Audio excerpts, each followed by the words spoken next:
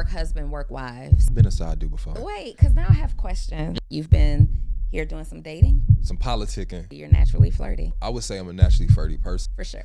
What's your thought process of coming to Atlanta? Hookah is a thing. Brunch is a thing. We're in a space where people are mismanaging relationships. That can get frustrating for a man because it's like, what more can I say?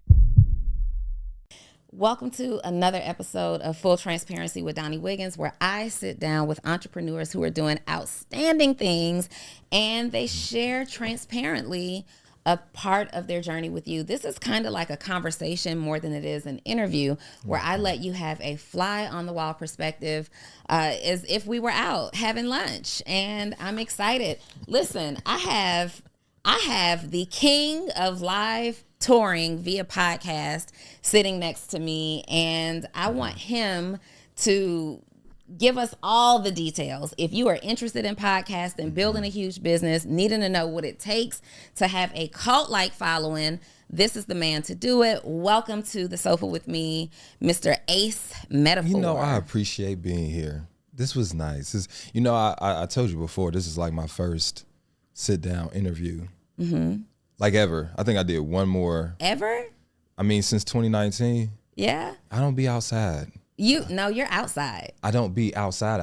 You're for sure outside. Well, I don't be inside doing podcasts. Okay. So, you don't be, why aren't you? You are the king of interviewing, the king of conversations on the internet. Why aren't you doing interviews? Honestly, I think I have trouble peopling. So like I have trouble peopling. So I try to stay in, like I live in Dayton, Ohio, so it's not like a big podcast scene. So like I generally don't like doing stuff. Mm-hmm. So I do gym, home, bar, repeat the process over and over again. So like getting out the house. So this is my first weekend. I was like, just get out the house, go somewhere. And my adult life, I think 3 weeks ago was my first time taking a trip just by myself, just getting on a plane, going somewhere. And today is the second, and I'm 35. So I'm really trying to get out and people more, meet people more, and talk to people more. So that's why I'm so glad to be here with you. Where was that trip that you took 3 weeks ago? To Atlanta. Oh, and you're back. Yeah, I wanted to scope out because I do tonight's conversation in Dayton. We're not going to just skirt past I do tonight's conversation. Listen, he is the founder, creator, and host of one of the dopest podcasts online called Tonight's Conversation. Yeah. You have mastered it. And before we get into that, I want to talk about, I wanted to cut you there because this is what you do. And we're not just going to be like, I do Tonight's Conversation in Dayton, Ohio. Like, you're not that guy with viral clips all over the internet. Okay, so you do Tonight's Conversation in Dayton. Yeah, I do it in my studio. Like, my studio is in the basement of my house. And we have kind of outgrown that system. We've been touring here lately for the past two years or so, but I've been looking for a different hub for Tonight's Conversation. So I've been coming to Atlanta just to see how I like the vibes. I've learned a lot about Atlanta. Hookah is a thing. Hookah is a thing. Brunch is a thing. Oh. Like, I'm so used to going to brunch and sitting down. Like, I go to a place, sit down. It's like lines to get into brunch. Yeah, it's a thing. It's a big thing. So you've been doing more than looking for a hub in Atlanta. Sounds like you've been here doing some dating? Dating wouldn't be the word. That wouldn't be the word. I've been doing some politicking. Some politicking. Okay. I've been politicking. So I know that I know you, and I know that you think that you're an introvert. I am, until I meet a person worth being extroverted about. So normally I don't really talk on the phone for hours and hours, but if I meet somebody that is worth it, I will.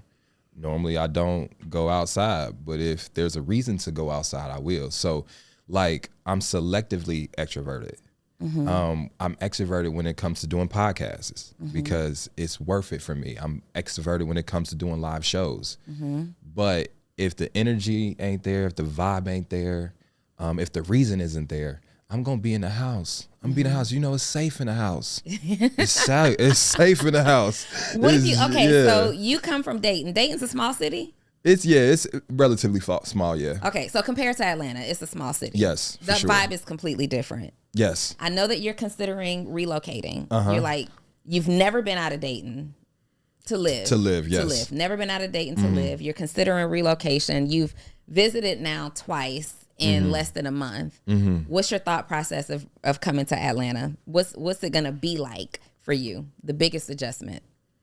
Nothing outside of like, I feel like ease of, one of the biggest things is I want to just be able to get on a plane. I'm spur of the moment. I just make spur of the moment decisions. I'm not much of a planner. So like if a day or two and I'm like, hey, I want to go somewhere. I hate booking trips a month in advance and then you get to the week of and you didn't really want to do it. Or you get there and you don't do any of the things you said you'd do. Yeah, man, that's amazing. Cause here's the thing about spontaneous plans. Yeah. Some people are not spontaneous people. So like if you're a spontaneous person and another person isn't, then sometimes you can get your wires crossed and it can be like miscommunication. But like for myself, like the spontaneousness, I want to be able to do that in a city. And I love the airport, not the congestion, but I love the fact that you can fly everywhere almost nonstop in Atlanta. Then I love the fact that when I want to do my pod, but I want to be able to bring my guest in and out if I want to. I don't want to, in Dayton, it has to be almost a 3-day trip. People are taking connectors and it's just harder. So more so for business, but I was scoping it out for life too. You know what I'm saying? Like, hey, do I like this vibe? Do I like the heat? First of all, I went outside for like 30 minutes and I need a shower again. I haven't been outside not one day and my forehead ain't been sweating. Yeah, it's hot here. And here's the thing, I have waves and I sweat them out. See? Let me see. I sweat my waves out. It's bad, bro. Waves. Like it's bad here. But I would say like I really appreciate the culture here. Like in Dayton, where I live at, they would deem as maybe a nicer neighborhood, but people like me don't look like me don't live there. So in my daily life, like I don't see a lot of people that look like me. And I don't know if I seen one of my white cousins at all. The whole visit. I don't know if I seen not one white cousin here. And let me tell you, I love that. I love that. I love that. When I went to restaurants, I love seeing people that look like us. I love that. And I know a lot of people complain about it that live in Atlanta, that's only been here. Like a lot of people talk about the Atlanta culture or restaurants, black people this, but it's a beautiful thing from an outsider looking in. You know what I'm saying? Because I don't get that. Like the same problems people in Atlanta complain about with the restaurants. I mean, I get it in Dayton, the same complaints. It's just from people that don't look like us. So how do you think relocating here? Because one of the things that Atlanta is known for is our community building amongst entrepreneurs. Yeah. Like people see what we do online and other entrepreneurial groups, what they're doing online, and they're like, I gotta move to Atlanta and be in that environment. And on one hand, we're like, we're full, but on the other hand, it's like, we welcome you to come out here and experience some of this success, this closeness. From a business perspective, how do you see relocating here potentially improving things for you or impacting you at all? So I would like to say, from an idealistic standpoint, that it would help a whole lot being able to meet like-minded people doing the same things, because that's one of the things that I struggle with is I've had to learn a lot of these things without having somebody elbow to elbow with me that has done similar things. Like to come to a studio like this is beautiful. I haven't seen one. You know what I'm saying? And I haven't been able to talk to people that's doing bigger things. Yeah. However, I will say this, like, and I'm gonna shout out Dayton. I had to get it out the mud there, and I feel like it's honed skills that otherwise I wouldn't have had. And I feel like that handicap of not necessarily having people to reference is what made tonight's conversation or Ace Metaphor super unique. So I will always thank Dayton. Like, it's such a small city, but when I started doing poetry and I started promoting poetry parties and poetry events, getting up to 1,000 people in Dayton was hard. And so I feel like, you know how they say, if you made it in New York, if you can make it here, you can make it anywhere. Like, that's what I feel like in Dayton, Ohio. If you can make it in Dayton, you can make it anywhere. So I don't really think that, you know, it's a necessity to come here for the networking, but I feel like it's a plus. And the reason why I said idealistically, because in my mind, I'm like, yeah, I'm gonna be shaking hands and meeting people.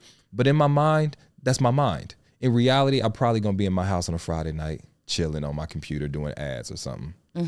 but I want the option to do shit. You know what I'm saying? Like I want like even if you like even if I didn't want to go, invite me. And so like that's how I feel about sometimes when I'm in dating. Like now, when I do want to get outside and start living, because one of the things that I vowed to do on my second half of life, hopefully I live to 80 or 90, but I'm 35 now, is I want to start having work-life balance. You don't feel like you have that right now? Hell nah. Do you have friends? Some. You have friends? I do. But my friends are now married. They got families. They chose more so the family route. And I see, and I always say it's like the grass, like you always look on the other side, right? Like, you know, I look at that and I yearn for that. I yearn for a family. I do yearn for quality time. But the work-life balance thing that I didn't have, I think I forfeit and sacrificed that up until this point, and I no longer want to do that. You mentioned, I saw on one of your podcasts, I think you became very transparent recently and mentioned that you've just experienced a breakup. Yeah. You were in a relationship for about 7 years. 7 years. So you literally became Ace Metaphor in this relationship. Yes. Right? Do you have some kind of anxiety about going back into the dating space now, being Ace Metaphor? Like you evolved into that person in the relationship. Now you're single. I don't have anxiety about it because I'm at peace with myself. You know what I'm saying? Like I'm at peace with myself and I kind of have like my core identity. You know what I'm saying? However, you know, if I'm anxious about something or nervous, it's about a new chapter opening. You know what I mean? It's always difficult to close a chapter, and that's a grieving process. But, you know, you do have excitement about the opening, but it's so many unknowns. Like, what do I like? Where do I want to be? What do I want to do? And those questions, when you're in a relationship, you've never had to really answer it. Like when you're locked into we, those other pronouns or those other I, me, those things get, you know, shoved to the side. But now, and even when you talk about business, you know, being an entrepreneur, you're thinking about, you know, your staff, your cast, the people. You're thinking about so many other people, customers, and then oftentimes yourself and what you want come last. And so just being in a space of like really figuring out what I want to do, where I want to be, it's exciting, but it's a source of, that's where my anxiety comes from. Because then you got to look yourself in the mirror. Now you don't got nobody to defer to. Now you ain't got nobody to blame if something go wrong. Now it's you. If you're unhappy, it's because of you. Oftentimes people get in these relationships and they're unhappy and they got a partner to blame it on. Instead of looking, right now, if I'm unhappy, it's because I'm not doing the service to myself that I need to. I'm not putting the proper care. I'm not making the decisions. I'm not being assertive about what I need to be assertive about in my life. And so taking range of that for the first time in a long time could be, is nervous. I'm nervous about it, but I'm also excited. You know what I'm saying? So I don't know if it's a nervous in the sense of like, I don't think I can do it. It's just, it's so many options. Like what? See, so many options. So here's the thing. The difference now is like when you can decide to do everything and you just don't do nothing. Like it used to be so simple, right? Like, you got an extra $500 from a bonus check at work, and you do that one thing that you couldn't do, and you've been thinking about for months. This trip to Indianapolis or the trip to Chicago, I'm gonna split the room with my friends, but I've been wanting to do this if I ever had got that $500. The difference is when you got it to do whatever you want, then what do you really want to do? And so now when you are doing things, it's intentional. Now, when you make decisions, it's because you know, it's like you got that feeling. Like I don't have that list no more. You know what I mean? I've been able to get and go. And even when we talked about the move to Atlanta, you know what I'm saying, or doing X, Y, and Z, it becomes somewhat of a feel. You know what I mean? It's a feel. That's why I said like the spontaneity thing is really, really there, because it's like I just got to feel it. So I hope I didn't get long-winded with that. No.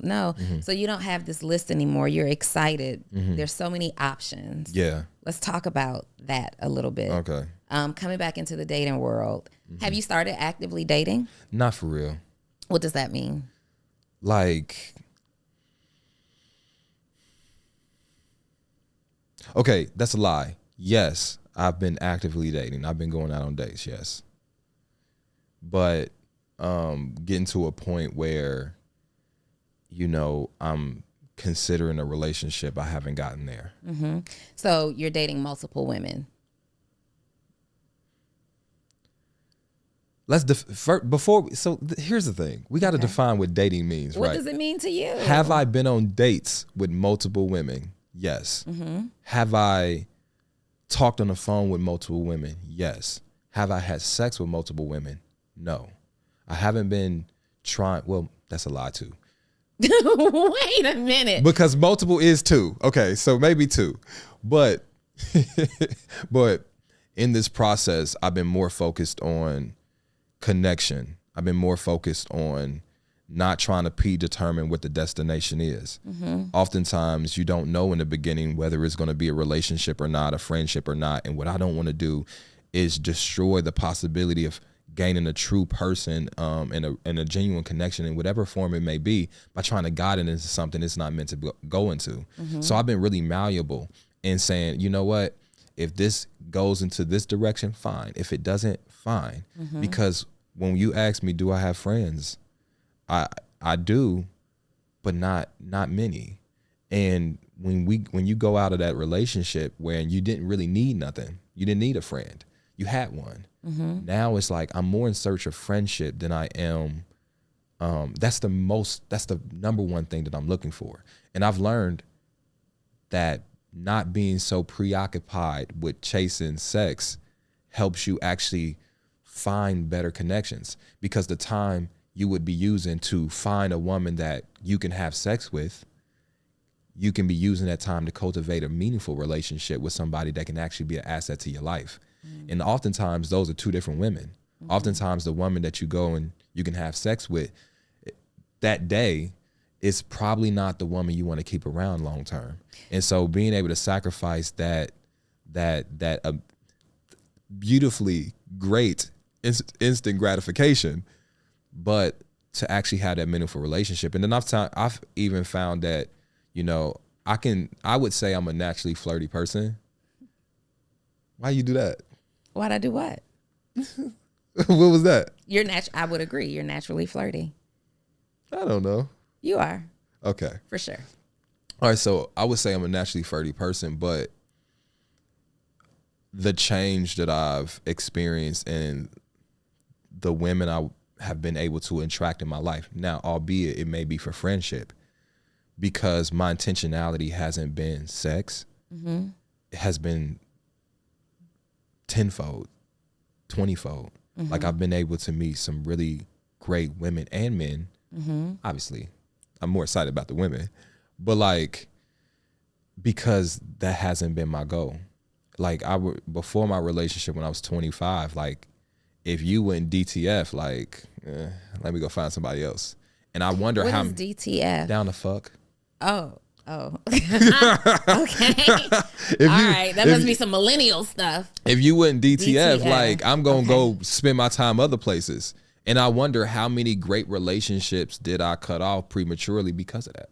Yo, real quick. Did you know what DTF meant? So it's just a me thing. Yeah. Okay. All right. So you could have passed on some really great relationships as a result of rushing into that part. So it's safe to say you're taking your time. Ace. Mm-hmm. First of all, y'all, his name is Anthony Knowles, all right? I call you Anthony in real life, but I'm going to call you Ace here. It's kind of weird to me. Ace, are you a relationship guru? No. I've always been a person, like what's always been in my bio is just a bad guy turned good, just a guy with a camera. But here's the thing. You do and you talk about this stuff all the time. You kind of get some common sense relationship advice to give. Once I realized like that term, like the relationship guru term, and I kind of didn't like it as much. So that's what kind of inspired me to create tonight's conversation, to bring other experts into the conversation, to well-round it and to give it that clinical side as well. So like I mean, I can give you some, grade A. I mean, it ain't nothing I say is like, I feel like an epiphany or something like that. But no, but I think sometimes the fellas get angry with you because you have very strong opinions about, and they seem to lean more toward how women should be treated versus how men should be treated. Is there a reason that you lean more toward making sure women are put up on game rather than the men? Is it marketing? Is it like you have a genuine interest in making sure women are served well properly in relationships? It's just what I have it's what I have a passion for. It's my perspective because I've dated women and I've been the guy mostly that I talk about. So it's easier for me to connect with that. I've been a man able to date women, be in relationships with women, able to get perspectives from women. I do not have that same affinity to men, obviously. So I don't have those conversations with men as often. I do not date men. And so it's a little harder to have that perspective. However, it's because on my platform, that's what I wanted to talk about. But again, hence why I created tonight's conversation to add more balance. So like, I remember getting those critiques over and over again. And I'm like, well, I'm not passionate about talking about those things. Like, it's just like a doctor being a cardiologist. That's what I'm passionate about. Hearts, this. And you're asking me to do brain surgery. That's not my stilo. However, what I'm willing to do is open up a whole clinic and I can hire somebody to do brain surgery. I can hire somebody to do this, that, and other. And the success of that, wanting to have that variety, or the goal of having that variety has created the success of tonight's conversation. So now over there, I have more of a freedom to do and talk about other things or like express more of my personality. And I love that there. But then also I pick people that have different perspectives. Like my man, Trip Fontaine, he champions for the fellas all the time. You know what I mean? Kitty Rose seems to be super balanced on both. Like, but my perspective is putting women on game. You know what I'm saying? And that's what I lean into. So I don't really get into the critiques. It's like a negative thing, because had I not listened to those comments, had I not read those and responded, tonight's conversation wouldn't be here. Hey, entrepreneur, are you looking for mentorship? Do you ever watch me here on the Social Proof podcast or on Full Transparency and say, you know what? One day I want to work with Donnie. Great news. You absolutely can. Join me inside my community, Actionable CEO, where we help to develop new habits, grow you personally, professionally, and financially, help you take massive action in your business, ultimately helping you make more money. It's just $97 a month. We meet every single week. We have a book club. We do live co-working sessions. When I'm in your city, you guys get to connect with me in person and so much more. Don't take my word for it. Go over to actionableceo.com. Check out the page and see if it's a good fit for you. If so, I'll see you on the inside. So this is a completely different journey than the one that you originally started on. You were a nurse. Yes. Yes. You were a nurse. How long were you a nurse? About 10 years. 10 years. Yeah. Did you have like a specialty? Were you in NICU? Were you? It's a step down unit called MACU. So it's a medically acute care unit. So they go from ICU to my floor. Okay. It's telemetry and everything. And I did that for about 10 years. You got 2 or 3 patients, because it's still, you still got to know what you're doing. You still got to really care for them more. It's not like med surge, but yeah, it was something. It was a period of life. It was a period of life. Yeah. It was a time. It was a time. Were you one of those nurses out there with the other nurses? Everybody fucking in the hospital. Are you serious? Hell yeah. No, they're not. I don't know. They are. At your hospital? At hospitals. You worked at multiple? I just know. And they were. You got to think. You got to think. Hell yeah. You got to think. What? This ain't a secret. Okay. You got to think. And this is terrible. This is terrible. It's terrible. It's bad. But you be around your coworkers more. Period. And at the hospital, well, not everybody fucking. The men are. Because at the hospital. Okay, wait, real quick. Are the married men? Everybody fucking, bro. Oh my God. The married women. Listen. So listen, there is 90% women, 10% guys. Okay.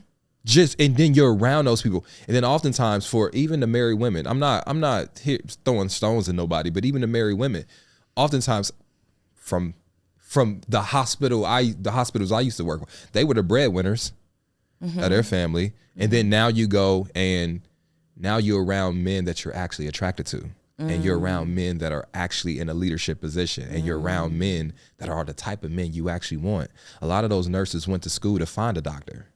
Now they met Reggie, but they still like that doctor. Right. And then for myself, I wasn't a doctor, I was a nurse, but there's a lot of, I was 23, 24, 25 at that time making decent money, you know what I'm saying? And then they made me wear scrubs.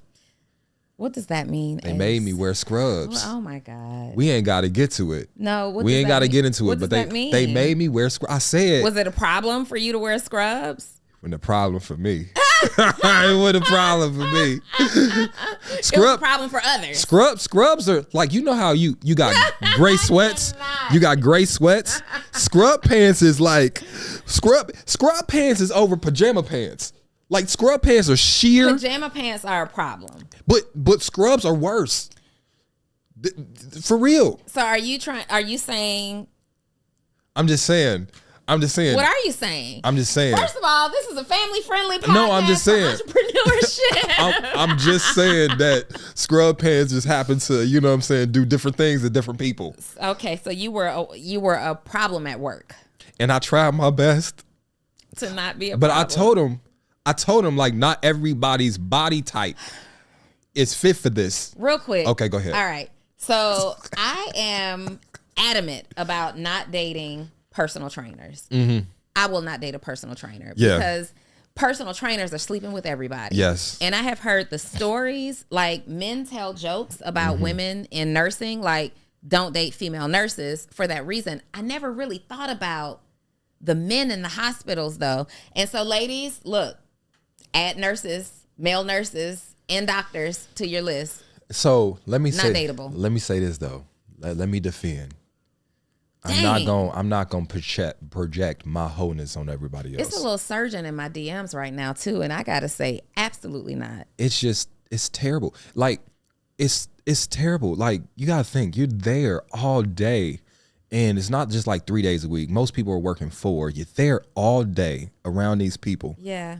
And even people that are not that attractive start looking attractive afterwards. Like after a minute, you like, Those you know what? Fit. You know what? And then too, like but that's because I lacked discipline at the time. If as an adult now, like I would say as an adult, like here's the thing. Now at my big old age, I would never play where I work at. That's a terrible idea. Wait, because now I have questions about the execution. Yeah.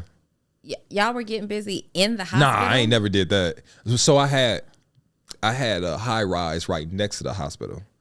Oh. Oh yeah. Huh. Yeah. Okay. Yeah. So it was even breakable. what do you mean? Break at workable. It was break at workable. It was breakable. Okay, but not in the hospital. Hell no. The hotels next to the hospital, the apartments next to the hospital. Some people might do it in the hospital. I don't know. I ain't never heard those stories. Not at the hospital. Not at the hospital. How do you feel about work husband, work wives? If you're in a relationship, having a work husband or a work wife. I feel like you shouldn't do it. It's dangerous. Like we play about it a lot, but it's dangerous. And it goes back to what I was just saying previously. You can be, and I'm going to equate it to a regular person, it's 8 hours. You can be around a person 8 hours a day that is not your spouse and go home and don't even get 8 minutes of quality time with your spouse. And that adds over years and years and years and years. And so if you do not have that line and you don't keep that line, it will eat at your ability to see what's inappropriate and what's not. And then again, that person you start confiding in, telling your relationship problems to, because that's what people do at work.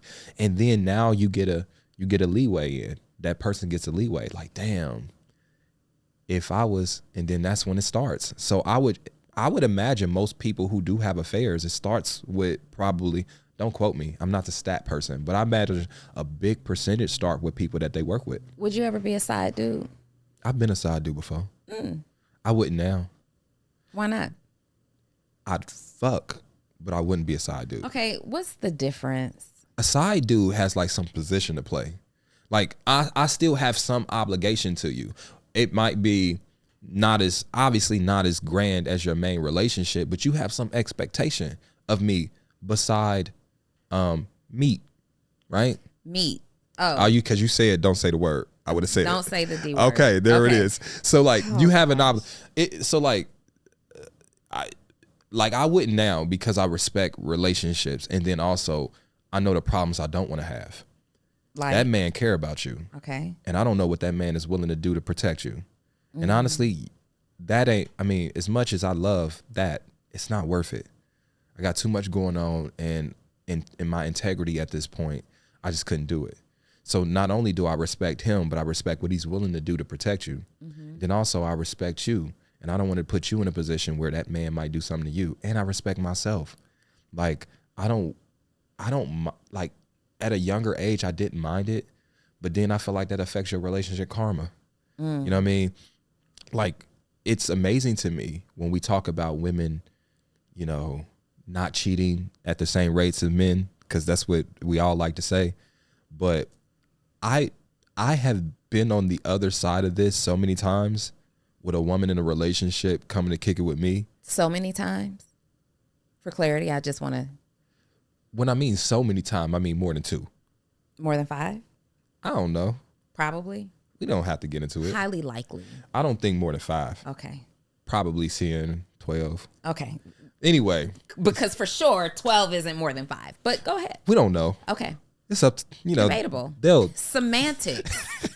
Nah, but I've been that, and I'm gonna be honest with you, it's not where it's at. And like a lot of these stories that I'm telling you is from a period of my life that I'm not so proud of.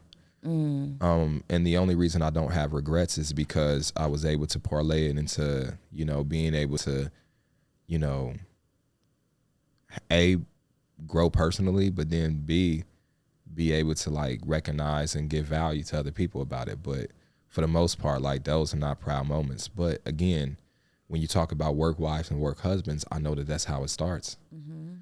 So I wouldn't be a side guy. I wouldn't even mess with a girl if I knew she was in a relationship. And it's because safety for one part. And then for 2, it's about integrity and honor. And I don't want to move that way.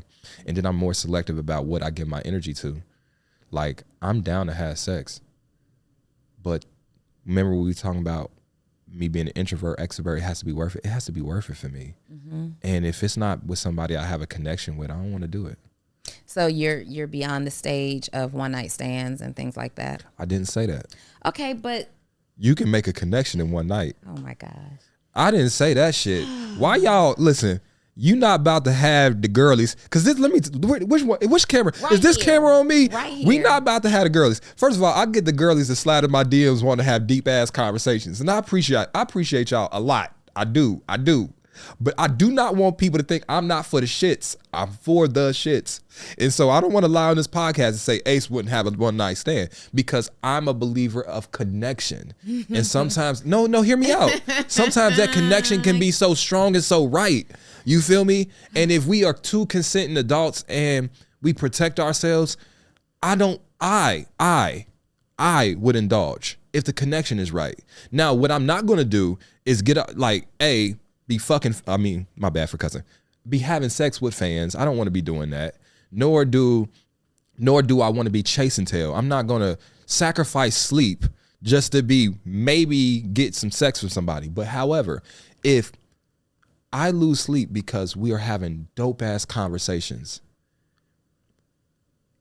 you are connecting with me, I'm connecting with you. We tell our life stories. I feel comfortable with you.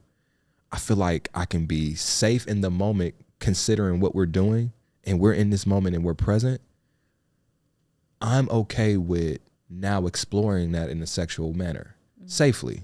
And I'm not one of those people that think that makes a total big deal. I'm not going to look at somebody differently, and I hope they don't look at me differently. It's just the vibe was vibing that way. Now, again, that's different from me saying I'm going to go out in Atlanta and find somebody to sleep with tonight. Have that you? Is no. Not since you've been here? No. Because you were talking about how the vibe was vibing. I haven't. Listen, your bio says bad guy turn good. I'm starting to feel like it's bad guy turn good while in a relationship, coming back on bad guy again. I don't think so. I'm a defend myself against this. I don't think that. Again, before I move to that point, I want to make the difference. There are people that go out with the goal of finding someone to have sex, and it doesn't matter who that person is. That's true. I don't do that. Okay. And I'm not saying I haven't had a one night stand or slept with somebody on the first night. I've meeting them in years and years and years post relationship, and I haven't since I've been out of a relationship. Okay. My point is though, I don't shut the door on a dope ass experience and vibe. That's not for me. Now I respect if I'm vibing with a woman and she's not down or I'm not down or whatever the case may be. I'm not a pressurer. However, like I don't want to get it twisted. I'm for the shit sometimes. Now, as far as getting back and dating, one of the challenges, and I'm gonna be quite frank with you, one of the challenges is online. There is,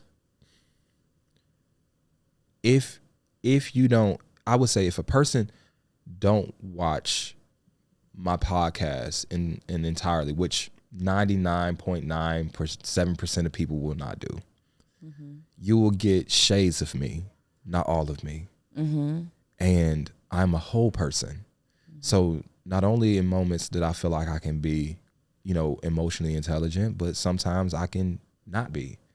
There's moments I can be really great with my chastity, if that's the word we want to use, and there's moments that I can not be. I'm a whole person just like everybody else. It just so happens people get snapshots. Whereas, all these things I'm transparent about on a full podcast, but if you're not watching it, you wouldn't know. So then you will be like, well, I don't believe you're this because the person you portray, but you only are seeing clips, not the whole thing. I'm a whole person. And so I'm not bad now. Like, honestly, I feel like I've been really responsible. And the reason I say that is we got to look at opportunity. Okay. Because the opportunity has been there.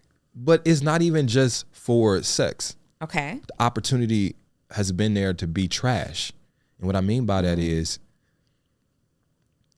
lying. Like, I could easily lie to people to avoid problems. But I don't want to do that. Even if we're not at a stage where we're in a relationship or we're seriously dating or whatever, I'm not going to lie to a person. I'm going to tell them, and I'm going to be honest every step of the way. And even in those conversations, because it's so easy to be like, yo, you're the only girl I'm talking to, or I don't lie, or hey, I'm about to go link up with this person when I'm really linking up with I don't lie, which causes problems for me. It's hard being honest. Trust me, because here's the thing. This is the part they don't tell you about being honest. That don't mean people ain't gonna feel no type of way about your fucking honesty. So now you're having to deal with but anyway, I'm not moving. I don't think I'm moving foul. And really it's because, how do I say this? I want to treat people the way I want to be treated. The problem is not everybody want to be treated the way I want to be treated. How do you want to be treated?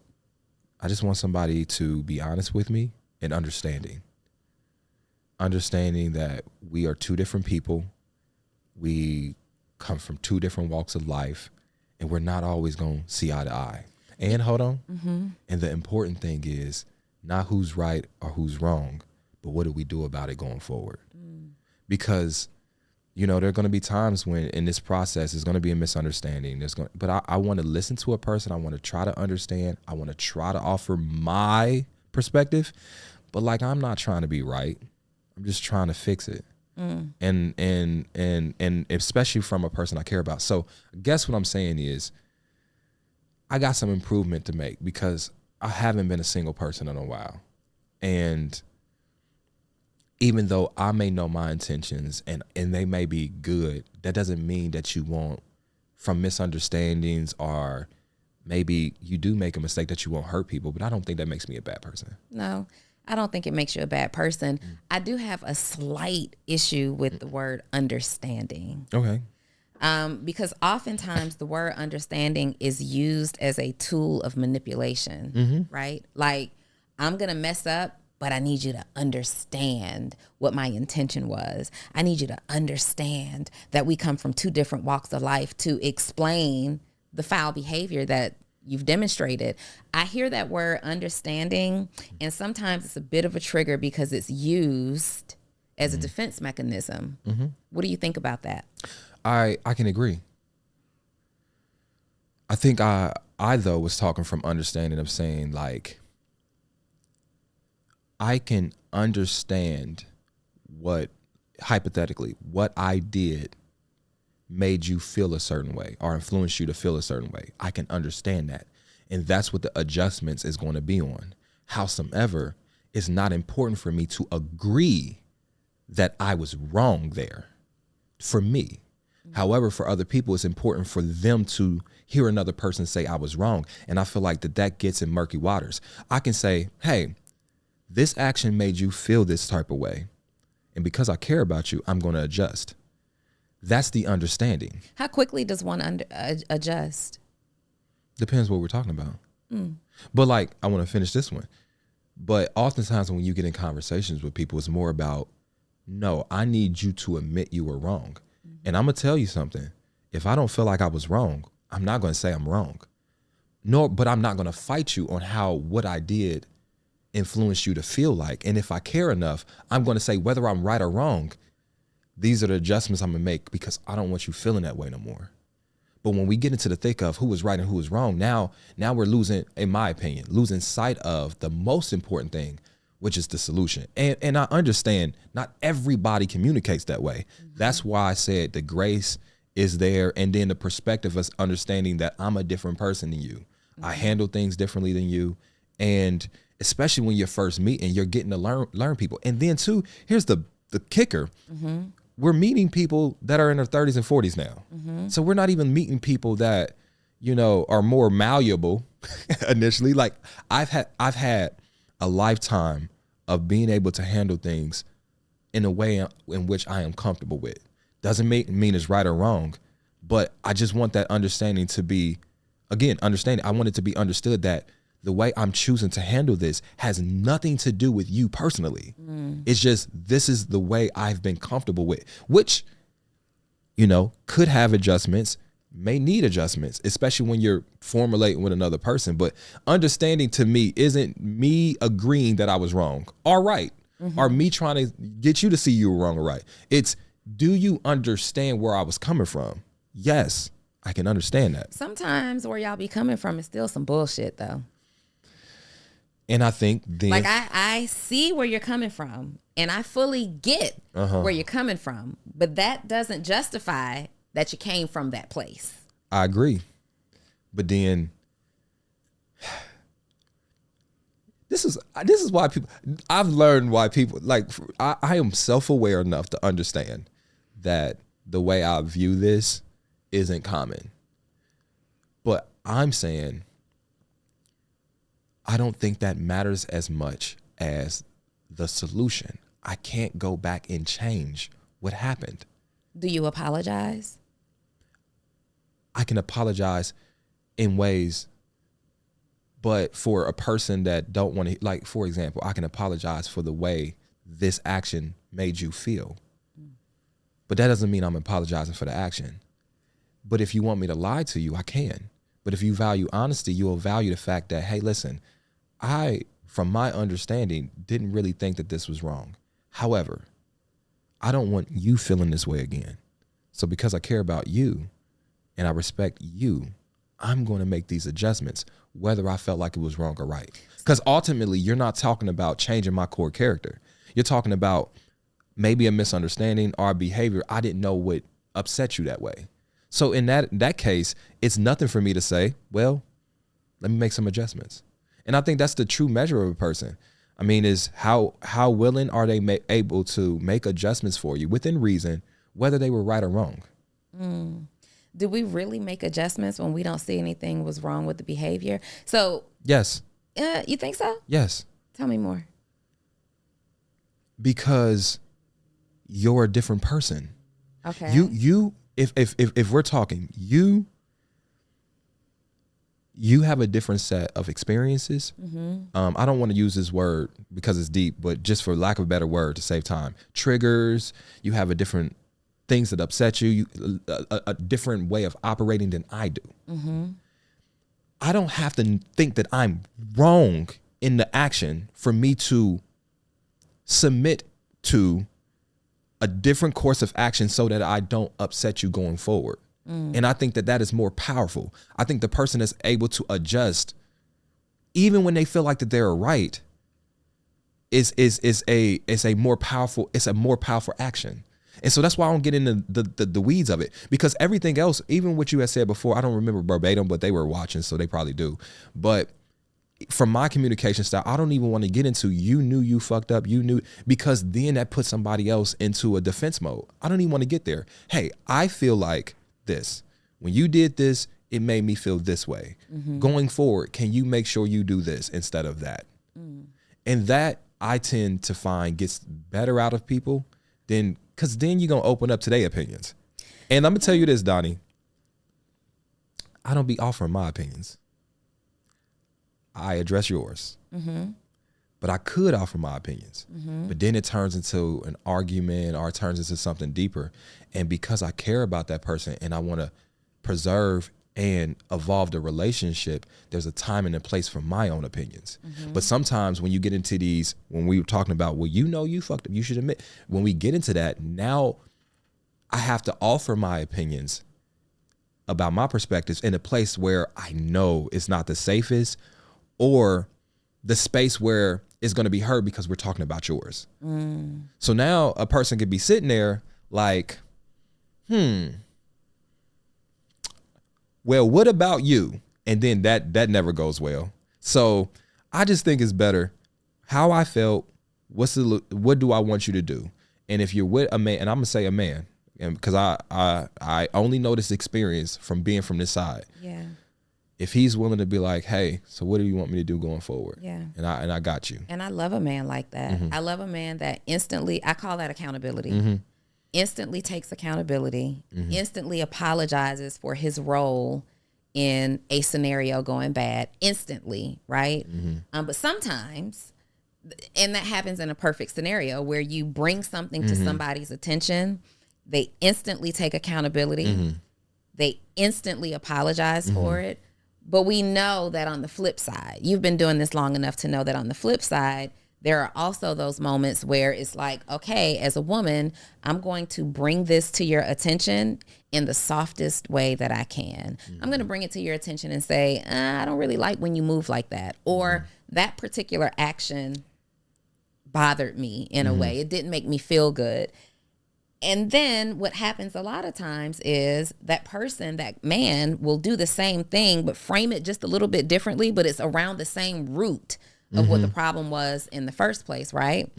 And then that's when the waters get murky, and then that's when the problem with the understanding kind of comes in, because it's like, how many times do you have to say that moving in this way bothers you before that person gets it? And you give a lot of advice to women that says things like, well, ladies, if you got to keep doing this, that man don't like you like that. If you got to keep asking him for that, if you got to keep correcting his actions, then that man don't really want you like that. He doesn't care about you. If a man isn't making plans for you, if a man is reneging on the plans, like I've seen your clips, you got a clip out right now that's saying just that. Like if a man isn't doing this for you, he's not making plans for you, he's not showing up for you, he's not taking accountability, then that man just don't want you like that.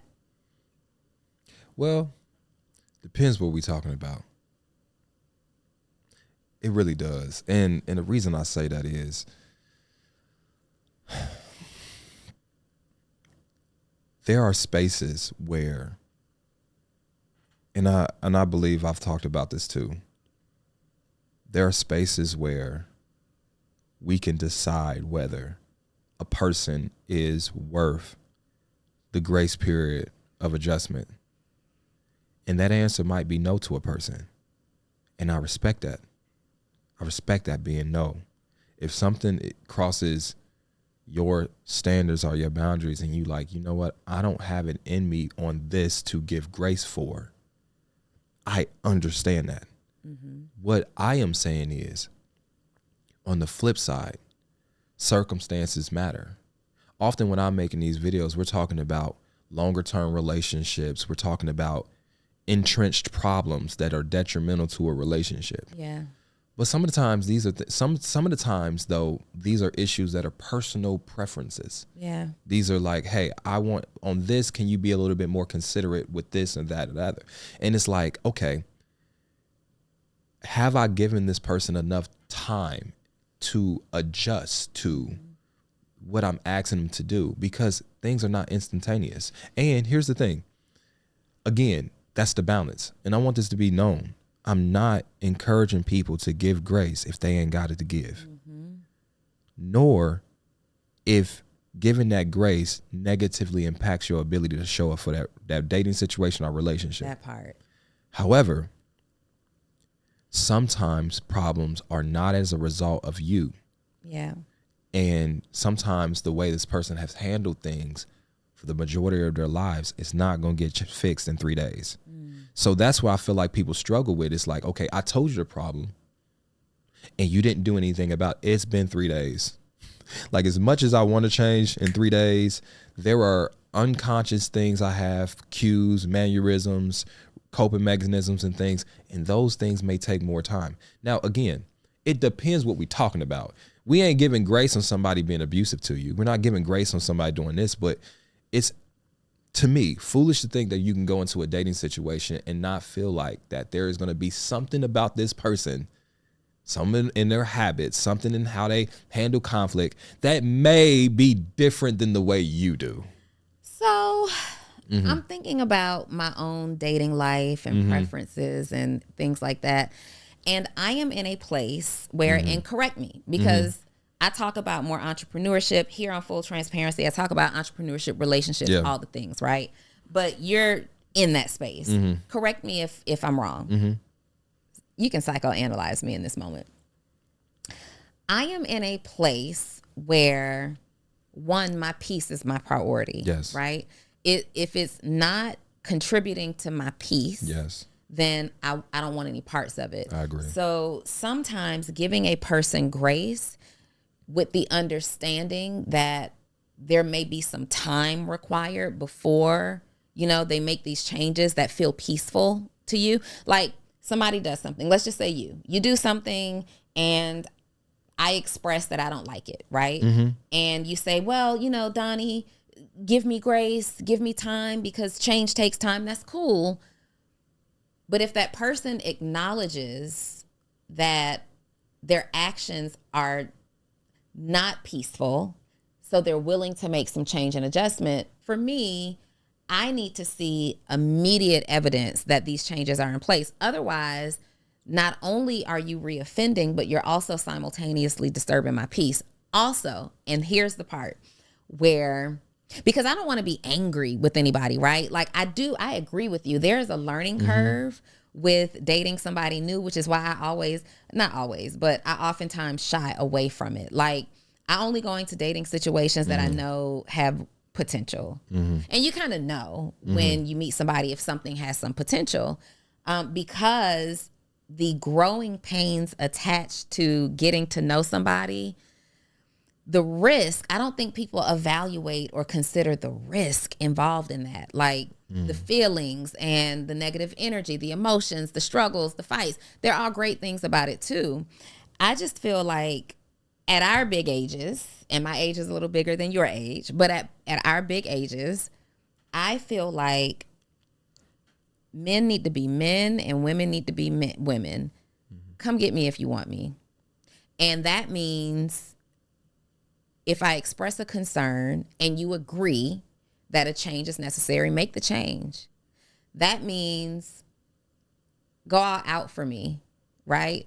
Like, actually pursue me, make plans for me, be spontaneous, but have plans made. Immediately be a man of your word. Immediately do what you say you're going to do. Like, those are things where, to me, grace isn't really warranted. Grace is like, he chews too loud. Grace is like, he talks too loud, and I don't like that. You know what I mean? But Firstly, I agree with everything you said. For the camera, it depends what the fuck the situation is. You know what I'm saying? Like, it's situational. I will say this though. It's all this is assuming this person was actually right. The person making the complaint? Yeah. Okay. That's fair. That's why I go back to what I said before. It ain't about right or wrong. It's just, hey, if this makes you feel this way, adjustments can be made. And oftentimes there is, like you had said, and I think it's muddy when you say that. Well, it's different things, but it's in the same vein. That's muddy. It's muddy. It's muddy. Unpack that. Unpack that. What do you mean? What it means is you now become the judge, jury of whether these things are super common or if they connect. And that's dangerous. That's strong. And I feel like it's important for us to be super transparent about our expectations, because punishing somebody for unsaid expectations isn't necessarily fair. So then when we're saying, well, you should have known, or you should have, it gets dangerous. And so my thing is, if something you know would bother you, say it plainly and directly. And I know we talk about like, well, a man should know. There are things that people at our big old age should know. There are obvious things that you know if you do in a relationship that's going to hurt somebody, or in a dating situation, it's going to turn somebody off. There are obvious things, but there are a big field of gray area that for somebody else wouldn't be an issue, but for you it is. And I think it is up to that person where it would be an issue to be expressive about what are some things that would bother me. And what are some things that if this happens, I need to see adjustments. And if those things are not said, it can't always be expected that the other party, because again, that other party has lived life before meeting you. And here's the thing, going back to your grace part, again, if you ain't got it to do, don't do. I'm gonna tell anybody that if you ain't got it to do, no matter how big or small, even if it is chewing, if you ain't got it to do to listen to a motherfucker chew loud as fuck in front of your face, then don't do it. However, it doesn't make the other person a villain. Just because they don't get it as quickly as you think they should. It just means that maybe in this season that maybe y'all not as compatible, and that's cool. But I don't think in this situation there's either party, barring it being something that's completely disrespectful or abusive or whatever, I don't think it's a space where either party is necessarily wrong. It just, these are two people. And if you meet a person worth it enough to go through moments of adjustment, because both parties you got to learn another person.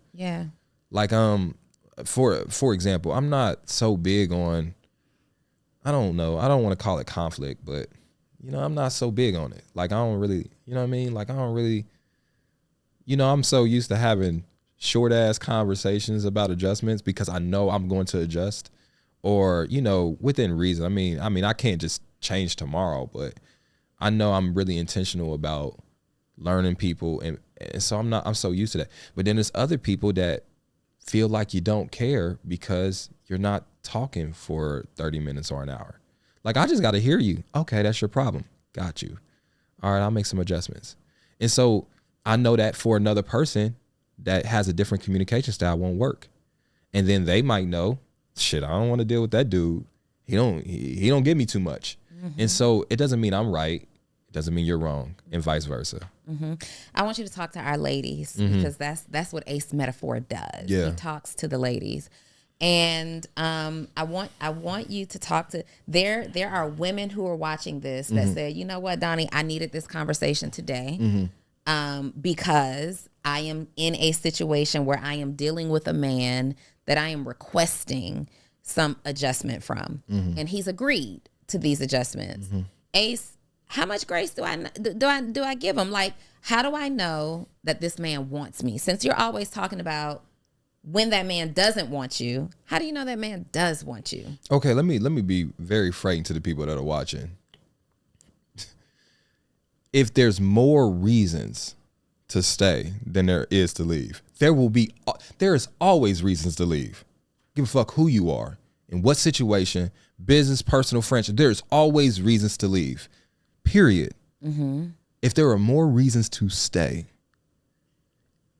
then I believe that's when you decide whether or not you want to give grace. Right? Now, with that being said, you have to understand your partner. Some people, again, the thing that, because people watching like, what the fuck were they actually talking about? The thing we were probably talking about in the grand scheme of things doesn't apply to a lot of their situations. Like if you're up there watching a podcast and you hear somebody talk about emotional intelligence and you like, man, my man ain't got that.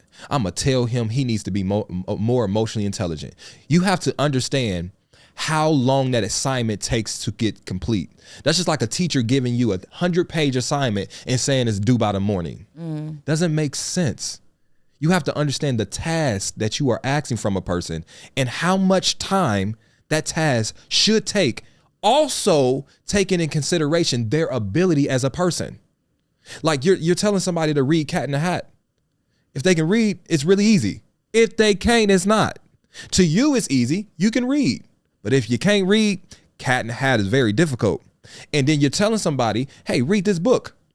They like, all right, I'm going to learn how to read it because I want to better myself. I want to be better for myself because I know I need to read. And I know you deserve a man that can read.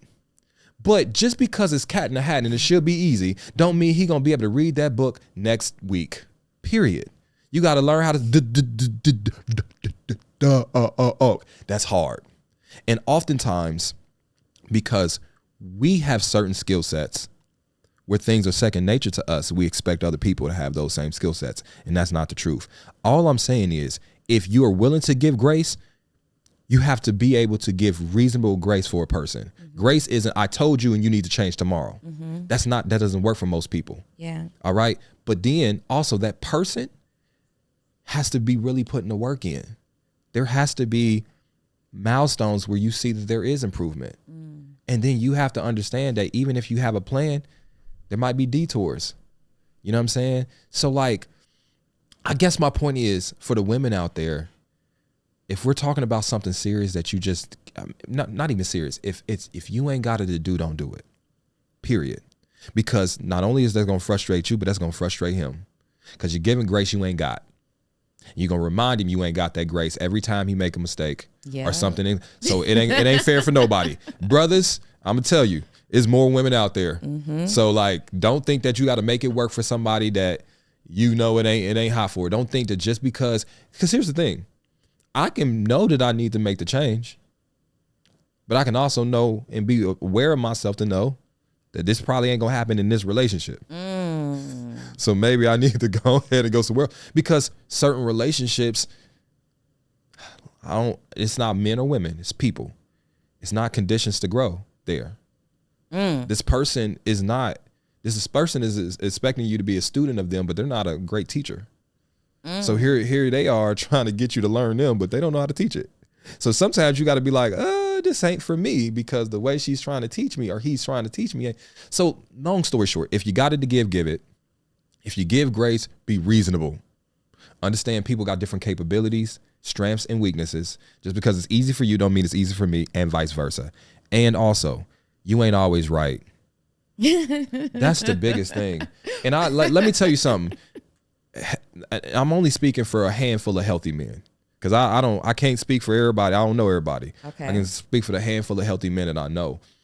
Most of the men want to please their partners, the healthy men that I'm talking about. And most of the men, because I talk to them on the phone, know they right. They know they right. They know they right. They know they right. But they wrong. What I mean by that is most men want to protect the peace and happiness of their partners, whether they are right or wrong. And what happens is, for these few healthy men that I'm talking about, is it give women the impression that they're always right. When you're not. When you're not, it's just women are always right. It's just the guy that cares about you understands it's more important to fix it, more important to protect your peace and happiness than it is to be right. Do you feel like men's feelings and emotions often go unheard in relationships for that reason? Yes, but no. I feel like the few healthy men that I'm talking about, I ain't talking about niggas I don't know. I feel like they do express themselves, but I feel like there's always a challenge to it. It's not, hey, I said this because this is what I said is how I felt. Mm-hmm. Hey, I feel this way. And it may be a sentence or two. I expressed myself. You heard it. You didn't listen. You responded. Mm-hmm. You challenged. Yeah. You minimized. Mm-hmm. And that can get frustrating for a man, because it's like, you know, what more can I say? I get to that often. Like, well, I don't got no more. I don't got no more to say. Like, I said everything. At this point, I'll just be repeating myself. It's, do you want to actually hear it and digest it the same way you expect me to hear and digest you? Do you want to actually make adjustments so that I don't feel the way I'm feeling as the same way you expect me to do for you? But I don't think most men have a problem falling on the sword, though. Mm-hmm. You know what I'm saying? And that's why you do have men that are more depressed than ever. You do have, you know, SA rates going up, because SI rates. There is a lot of men that are feeling that pressure of bottling these things up. Mm. Or even when they express it, it's not being heard the right way. Now, let me be very clear. I don't believe that's all men. I believe there's a large percentage of men that don't know how to express themselves, and they chastise a woman for not listening to them, but they didn't verbalize it correctly, or because they don't talk often about their feelings, when it comes out, it's clunky. Mm. But then I also feel like there's a pocket of women that ain't used to men expressing themselves properly. That's good. So when a man does express themselves properly and is not as argumentative as they're used to, or it's not as this, that, and other, it comes across in a different type of way, because, hey man, I express myself. Mm-hmm. And I feel this way. Mm-hmm. And it's like, you know, I don't really like it. So I think it's just, it's work on both parts. Yes, men can be more emotionally intelligent, but also I believe there's a pocket of women that overestimate their emotional intelligence. Yes, men can be better communicators, but I feel like there's a pocket of women that overestimate their ability to communicate. Saying words don't mean you're an effective communicator just because you said more words than me. Mm. How can women make their men feel heard?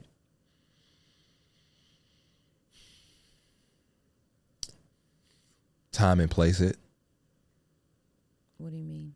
If you brought up the concern, let's address your concern. Mm-hmm. I got mine, but right now we're talking about yours. Mm-hmm. If that man brings up a concern, and odds are, if we're talking about these healthy men, it's not as often.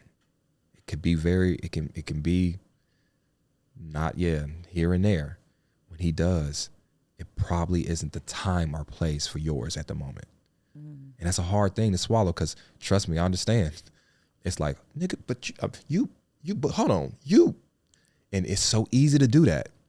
But because there's less chances to gain that man's trust when it comes to these conversations for women, unfortunately, because men don't communicate as often as they should, mm-hmm. I think it's more important in those moments to time and place your concerns. Mm-hmm. Like, you brought it up, let's talk about your concerns and what I can do. Yeah.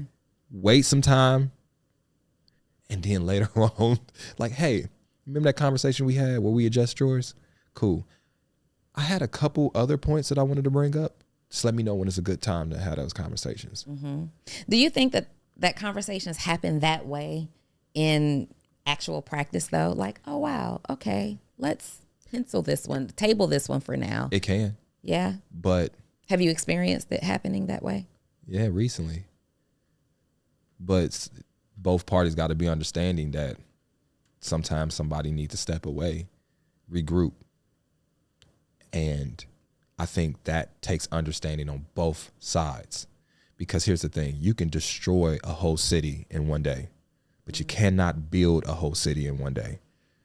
That's how fucking important these conversations be. And people be wanting to force feed them and keep it going. And you can destroy your whole relationship with one bad conversation and argument. I know that. I've done it before. I've been in relationships like that before. I've seen family and friends do that. I would rather chill and pause than to destroy something it took years to build.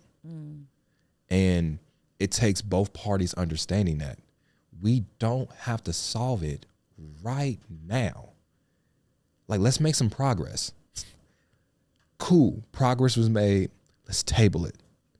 And I think it's just having that respect for the person, respect for the relationship, and then too, just having that, you got to check yourself internally. Like, I get it. I've been on the other side. Like, I've been on the side where it's like, I really want to talk about it now. But like, whenever I've tried to do that, and I'm not going to say force a person, because I mean, still they have to consent to it. They have to stay here and continue to talk. Right. But when they're not ready, then their points aren't as sharp.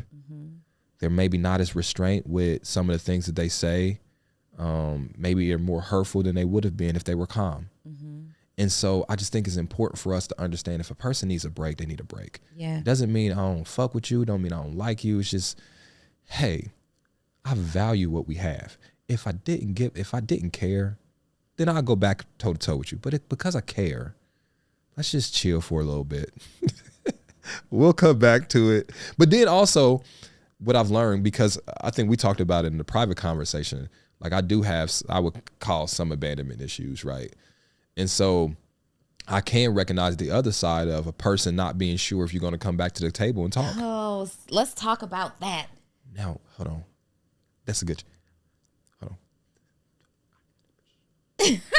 Bad. I asked you beforehand. I did. Press pause now. I'll be right back. Bro, it's hard for me to stand. That's how long I've been here. Wait, they got to see him get up. Oh my God. He got to use the bathroom like a big 5-year-old. Where's it at? I showed it to you. Go out the door to the right. Okay, so before Ace had to take a potty break. Hey, I drink my water. Listen, this is full transparency, okay? It's full transparency. People have to use the bathroom.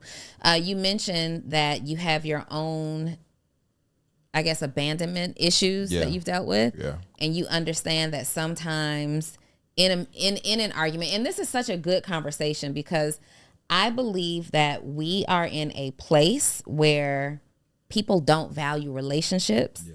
They're not valuing connection. I also think that we're in a space where people are mismanaging relationships, even starting with the nature of the relationship.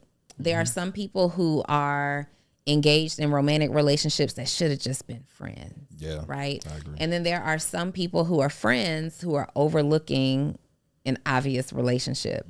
So that said, you talked about abandonment and that other person not knowing, like, is he going to come back? Is she going to come back? I know I felt that way before. It's kind of like, no, we got to handle this right now, because if I let you walk out that door, I might not hear from you again. I agree. And it's like, I realized that, and full transparency, like, as much as I can profess to be a person that is cool with giving people time, like, here recently I've dealt with a similar thing.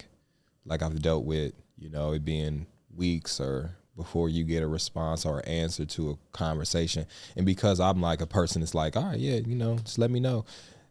Sometimes that can turn into, it's not now tomorrow or the next day or when we calm down. Now it's 3 weeks and we really didn't address it, and both parties are avoiding. So I do think that there's a danger. You know what I'm saying? One thing I can say about myself, because I can't speak for anybody else. How do I say this? I'm not a grudge holder. I don't know. I'm always willing to talk. I mean, within reason, you know what I'm saying? But I think it's important for that person that's ejecting from the conversation to also say, hey, I'm still ready and willing to talk. But the reason I ejected is because, hey, I needed some air. The reason I'm ejecting is not because I'm done with you. It's not because I don't fuck with you no more. It's not because I don't want to be with you. It's because I needed some air, or we need to be in a more, a neutral place, or this or that. There's a reason. You give the reason, you say, hey, we can talk later. Yeah. And it's just the reason why I think all of this is difficult, right, is because in in theory, it all sounds good. But then there are real people with real emotions and there's real feelings involved in a lot of it. And, you know, not everything is going to go good in like go the way it is in theory. Because I can tell you this from, I be trying not to talk about this stuff on podcasts, but like just sitting there and wondering if somebody's going to come back and talk to you about something they said they was going to do is painstaking, especially when you are patient. And there are people that are in longer term relationships where you done got so comfortable, you don't think that person, you do feel like you got all your life, right? Yeah. And so it has to be some type of reasonable agreed on time. Like, hey, these are conversations you should be having. Hey, if a conversation get a little tough, you know, and we got to eject, or one person say, hey, right now, you know, and you don't abuse, you know, you put some guidelines in that to where it's respectful for both parties, and then we'll agree to come back in a few hours or next day, but we're not going to let it linger into a week or two, you know, because that's what I did in my last relationship. Like, we didn't have disagreements at all. Like, but then I'm like, well, did that bite me in the end? Because once we finally found something to disagree about, did we have the proper practice to adequately handle the disagreement? I didn't really get to know this person in the space of disagreement. They didn't get to know me in the space of disagreement. I didn't know how I would react to not really having answers within a week or two. It wasn't good. You know what I'm saying? And this person didn't know how to react to me expecting answers. And then it's like, because we never had that, it showed up. So again, I know, let me tell you this. I know that there's a balance. Everything that we said prior when I was talking about grace and this and that. The reason I say that is I know I have to make adjustments going forward with having tougher conversations because I don't like having them. You know what I mean? Unless it's about some shit I really, this is going to sound terrible. Take it with a grain of salt. Unless it's some shit I really care about, right? Very few things that like is so itched to me that I have to talk about it right now. I'm telling you, 90%, 95% of what people have a problem with me about, all right, okay, I'll fix it. It just don't be worth me. It's like, it's not that big of a deal. You'll just get up and walk out. No, what I'm saying is, if you tell me this bothers you, it's not that big of a deal for me to fight that. Okay, it bothers you. I won't do it again. It's not that big of a deal. It'd be different if you was like, you know, if somebody was like, hey, don't breathe. I mean, obviously I have to do that. I gotta fight you on that one. But like most of what people be asking for people ain't that deep. You know what I'm saying? And so that's why I believe me and my ex really didn't have a lot of problems, because most of what we asked from each other was like not that deep. Like it's like, hey, can you take the trash out more? Yeah. Yeah. I don't know if I mean, obviously I wasn't a part of your relationship, right?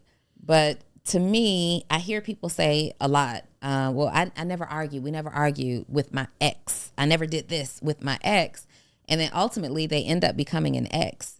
And sometimes I think maybe two people who were both very non-confrontational, who weren't good at or lack the desire to have tough conversations, I believe that that's more likely what happened rather than we didn't have disagreements.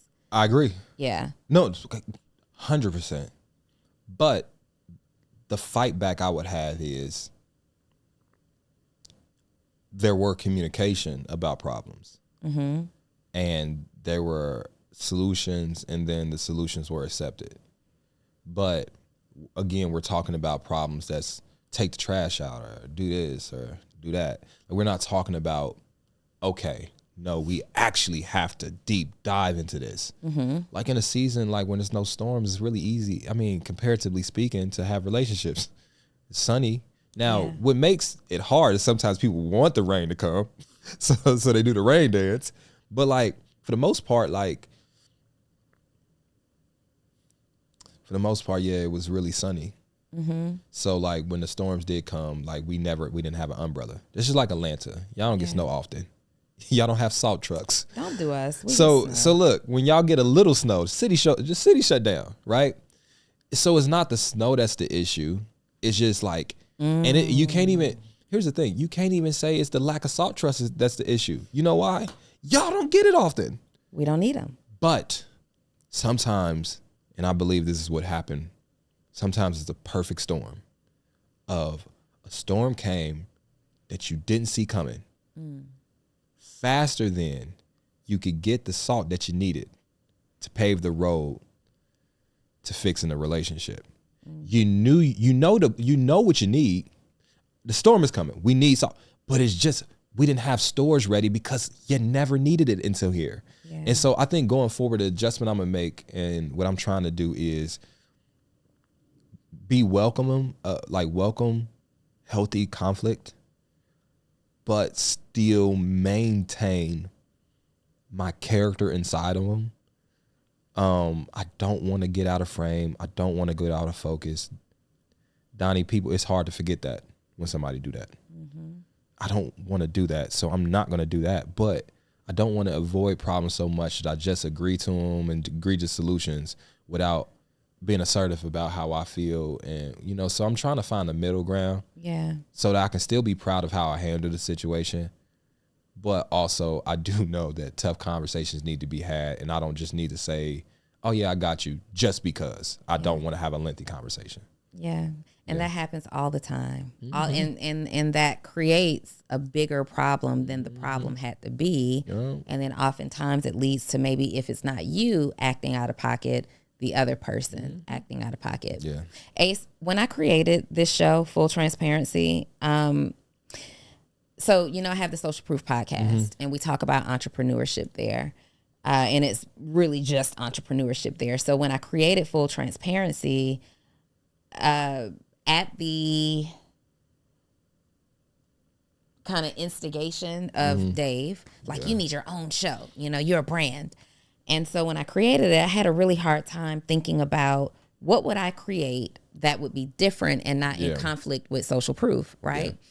And so we started shooting some episodes and we talked heavily about entrepreneurship, but I did that over there, and I'm so much more than just talking about entrepreneurship. And so the show has evolved into talking about all things with great entrepreneurs, what's going on in your life, your relationships, your business, your journey, how you created it. And one thing that I can say that's actually happened is Full Transparency is a show based on conversations that I would have anyway. Yeah. I'd have these conversations on the phone with you. I'd call Zell and have certain conversations, right? And in listening to you over this last, 70 minutes or so, in listening to you, I hear that these are conversations that you would likely have anyway, based on your own experiences, things that you're incredibly passionate about talking about.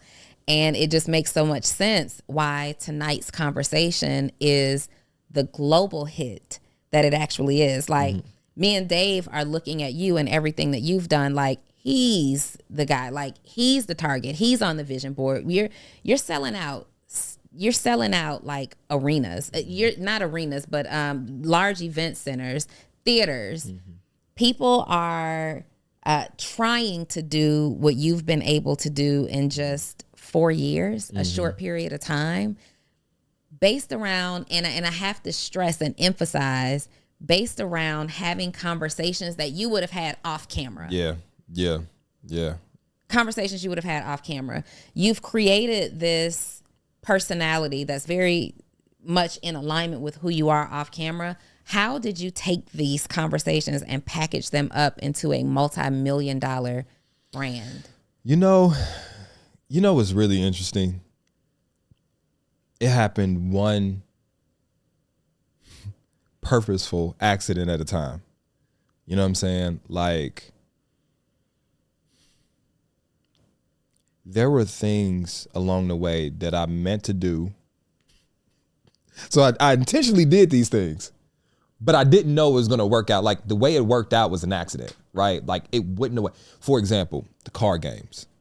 When I created tonight's conversation, the first card game, at first it was another name, but I created the conversation cards, and I remember thinking to myself, I'm gonna order like 5,000 of these, and I was like, they just gonna be on my website, and You know, I might, you know, sell them here and there, maybe do some live shows, sell them, whatever. They just gonna be here, right? I remember thinking this. And the reason why I said it was an accident is because the first day I accidentally sold all of them. All 5,000? Yeah, first day. Wow. First day, I kid you not, first day sold 5,000. And it wasn't part of my vision for that plan. And I adjusted to it though. I'm like, okay, they like these conversation cards. Let me create more. Then when we went and did a tour around just to sell the conversation cards, like, you know, basically a merch tour, you know what I'm saying? We had random conversations just reading the cards. The purpose was to sell more card games. But then as we were having these conversations, the accident was, hold on, the conversations are doper than the cards. Let's film it. Then when I filmed the pod, or when I was like, okay, before the filming the pod, right? We did that. But I was creating ads for the dating cards, and people kept commenting, hey, we want to see full episodes. Where can we see full episodes? And my buddy was like, hey, why don't you just get your own app? Shout out to Kev on Stage, because Kev on Stage had his own app at the time. He's like, yeah, just like Kev on Stage. It's so dope. Look. And I was like, man, ain't nobody go want to see no goddamn it card game episodes. But I was like, man, I'll try it anyway, because I was like, it ain't even that expensive to create. You know what I'm saying? And I already got the content. But the accident was, well, I guess I'll put the podcast on there too.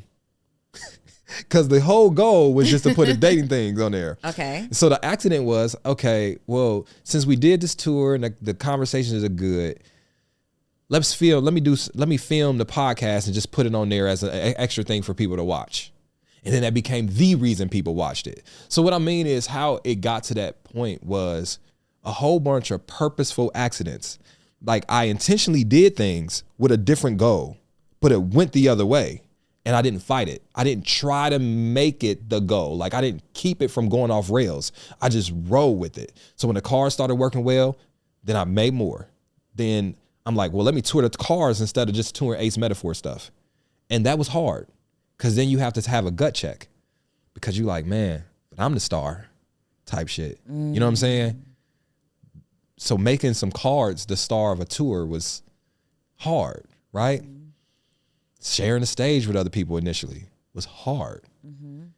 But then I just leaned into it. And then when we got to the pod and actually like putting the episodes out and the clips out, I just never thought it. I never thought it would get to this level. And then you also, like, the hardest part, again, from being somebody that had his own brand before, it's not hard, but realizing, and it's the ego part that you got to check, because success comes with everything. The hardest part and the most beautiful part about my career and tonight's conversation is it is the most successful thing I've ever done, but it's thanks to bringing the right people around me. The reason it's hard is because sometimes you're like, damn, I wish I would have did it by myself and I didn't have to share. But then I'm like, no.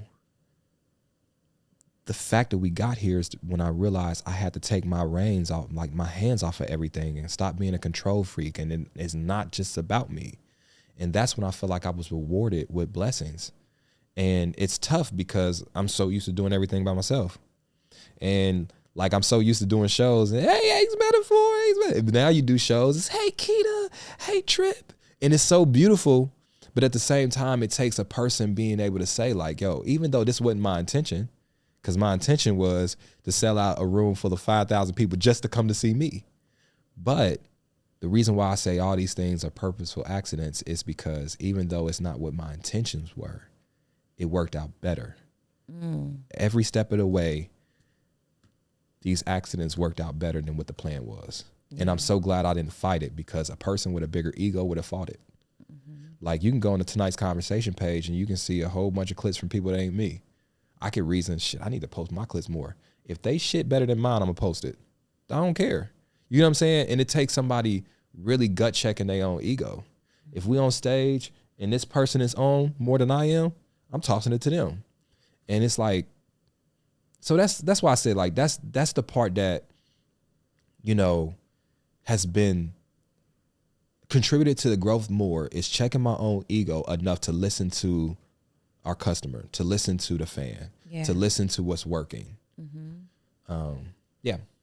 And so you've got this community with like more than 20,000 people inside of this community. How long so when you launched the app that you have now, is it the app that you launched in the beginning? Yes.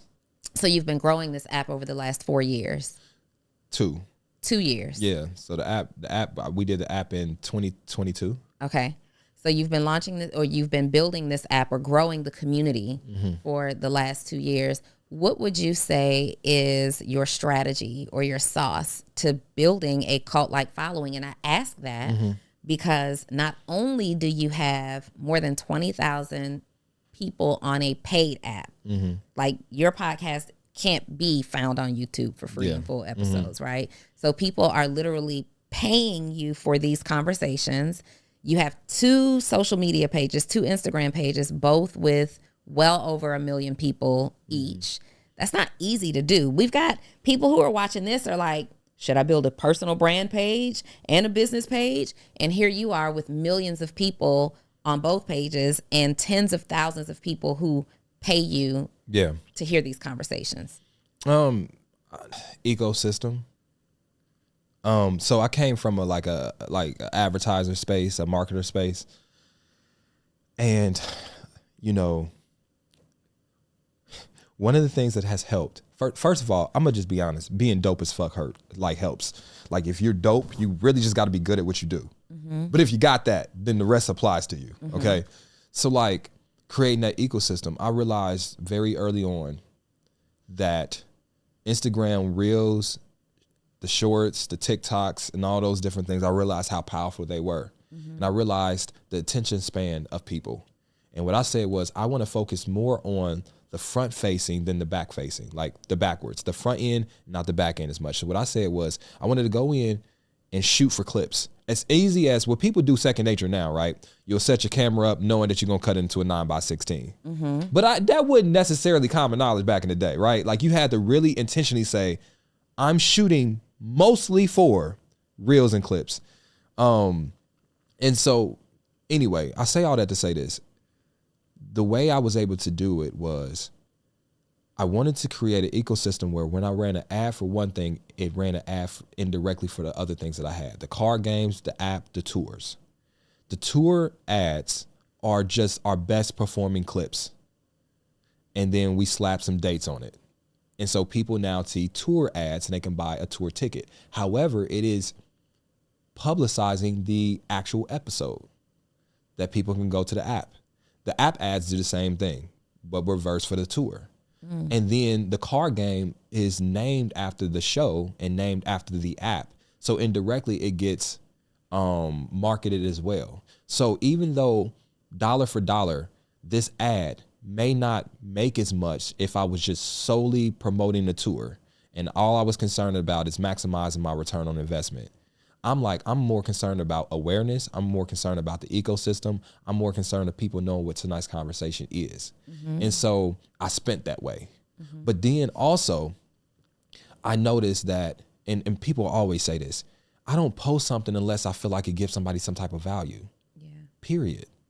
It ain't about me. I think you had asked me one time before, and this is my answer to it. Like, and I can't, listen, there's many ways to skin a cat. But if you go to my page, all you see is me doing motivational videos.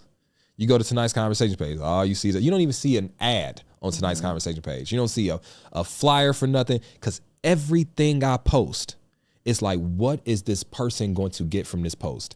You do that every single day for years and years, and you dope as fuck and you're committed to doing it. Then you end up with 1.9 million followers for tonight's conversation. And I just hit 1.4 for Ace Metaphor like this past week. So it's just really just being consistent and having things work together. Yeah. When I talk to you in our conversations, we have plenty of conversations about how you're building your empire. And it is the epitome to me, like you just said, there's more than one way to skin a cat, right? But I admire the way that you're building your business. You really are that guy. When we're talking about the podcasting space and Ace Metaphor being who Ace Metaphor is. I know your audience knows, but my audience may not know that Ace Metaphor is a name that is a derivative of you being a poet. Yeah. So all these things are just like making sense, right? We can literally associate everything that you've done to who you are today, from nursing, your experience as a nurse, whether it was caring for people and providing them value, or the other stuff, thotting around, and learning, learning relationships and what to do and what not to do. Your marketing experience being kind of the machine that's behind your podcast right now, your passion for poetry, being how you are able to articulate and communicate your thoughts, your feelings in a very, very strategic way. Like, all of this culmination of experience has brought you to who you are and what you are today. And I think a lot of people, especially people who are watching us right now, they're overlooking that job that they have right now. Yeah. They're overlooking the things that they're good at right now, right? And saying, I don't know what I'm supposed to do, with my life. None of this is adding up. It's that person who's in that job right now that's looking for their voice. Can I say this though? I want to, because I think it's an important context of this conversation. And I hate talking about myself. That's why I don't do these interviews, because I hate talking about myself. Everything I do now is the same thing I did in 2023 or 2013. Sorry, let me repeat that. The same things I'm doing now is the same things I did in 2013. Very same thing. I had a small show, poetry show. I learned ads to promote that. I learned how to do flyers for that show. I learned how to publicly speak at those shows, et cetera, et cetera, et cetera, et cetera. And here's the thing.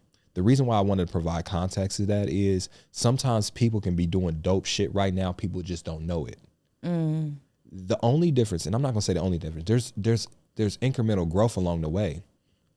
But only difference between the things I do now and the things I did then is scale. And that now more people know about it. Yes. And so I think people get discouraged because they think they're doing there's some adjustments that you need to be making, whatever, but they like, okay, nobody's noticing. But I would say, man, nobody noticed me for 3, 4, 5 years. But once they did, because I was doing the right things, now I just had to keep doing the right things. Yep. You know what I'm saying? And then that job, let me tell you, and everybody's circumstances is different. So, period. Put that on there. That job is what funded everything. I have never taken money from anybody. Period.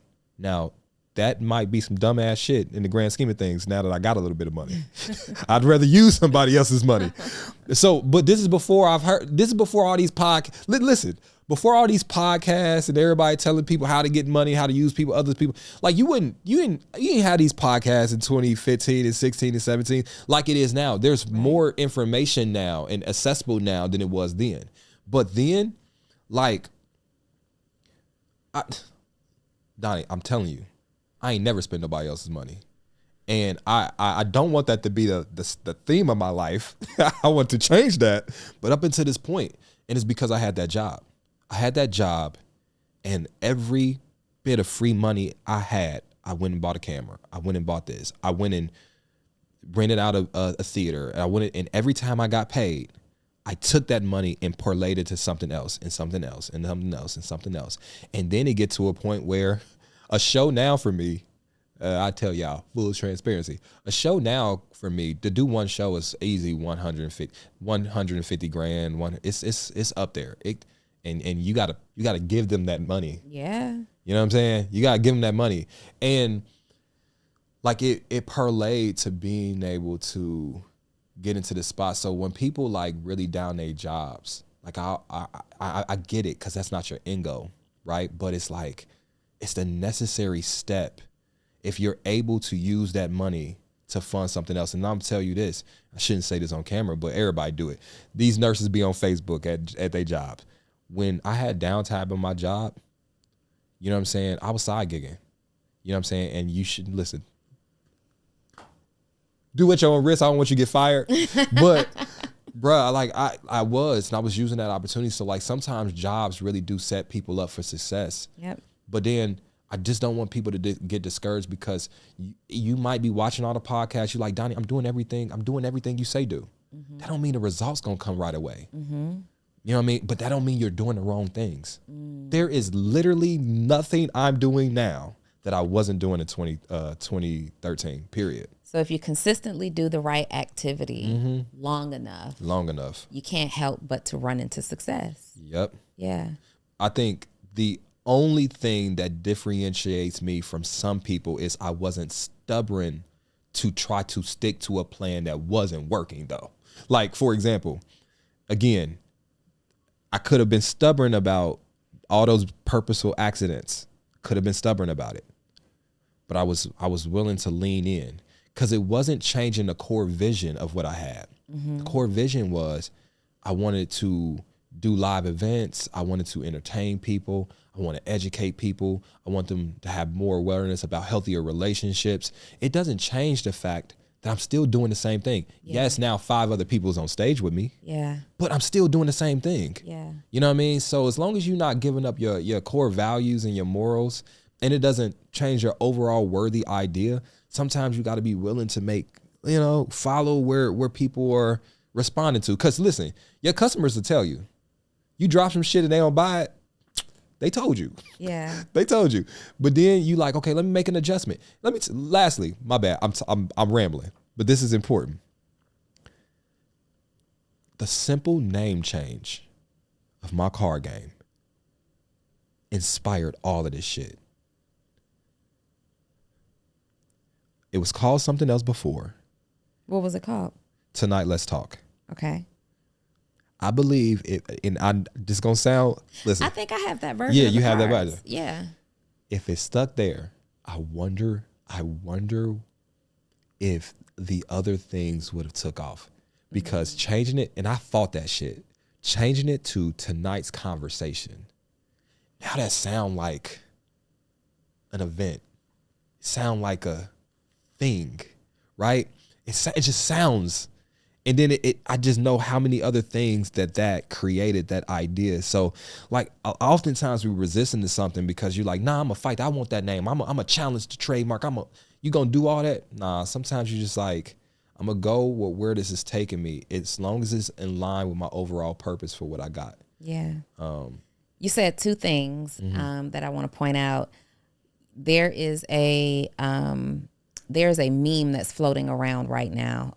Every day I'm on Instagram, somebody is sharing it. And it says, be committed to the vision, but flexible with the plan. Mm-hmm. And everything that you've talked about your entire journey, you've been committed to the vision, but flexible with the plan. Yep. The name change, the cast, instead of it just being you, and all those things. And then you mentioned a worthy ideal.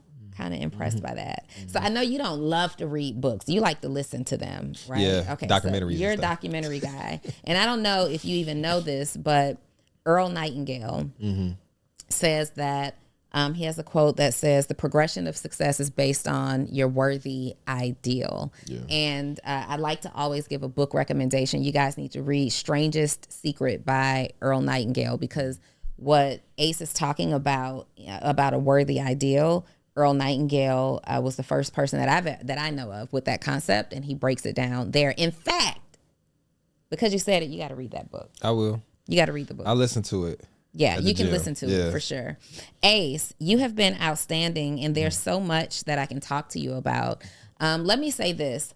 There is the relationship guys and girls on the internet catches just so much flack, right? Because some people will say, oh, these are men pandering to women. And I know there's, some women who are pandering to men, and those things actually happen. They don't live these lives off camera. Yeah. There are people who are actually pandering. And then you have that group of relationship conversations that are meant to cause division and to create division and to buy more into division. And it's the reason why men don't feel like marriage is for them and women feel like they can do it all by themselves. But then there's you, who I believe you just open up a platform for a number of people to communicate their thoughts. We're not pandering to a particular audience, nor are we intentionally creating division, right? And I respect that. I love that so much about you. But also, you're really intelligent. Like some of the offline conversations that we've been able to have, you're super, super intelligent. And I know that plays a large role in why you are who you are today. It's why we're friends. Like, you're really, really intelligent. It looks like your journey has just been a constant progression just over time. And everybody will never know the truth about what actually is happening behind the scenes. But if you could offer to our audience, like what's a big challenge that you're struggling with right now? A challenge? Ooh.